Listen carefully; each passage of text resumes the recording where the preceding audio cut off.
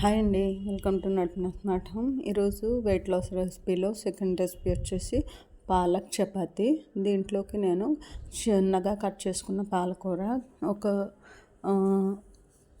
2 cups of గోధుమ పిండి, 1 cup వచ్చేసి రాగి పిండి తీసుకున్నాను. తర్వాత అందులో పాలకూర తీసుకున్నాను, కొద్దిగా సాల్ట్, కొద్దిగా బాగా మిక్స్ అయిన తర్వాత ఒక 2 స్పూన్స్ నెయ్యి. నెక్స్ట్ వచ్చేసి ఇందులోనేమో కొంచెం కొబ్బరి, అల్లం వెల్లుల్లిపాయ పేస్ట్ కూడా వేసేసి బాగా మిక్స్ చేసి ముద్దలా కలిపేసి దీన్ని చపాతీలాగా మనం అటు ఇటు బాగా కాల్చిన తర్వాత జస్ట్ మనకి ఏ కర్రీ అయితే ఆ కర్రీతో తింటే అండి చాలా బాగుంటుంది.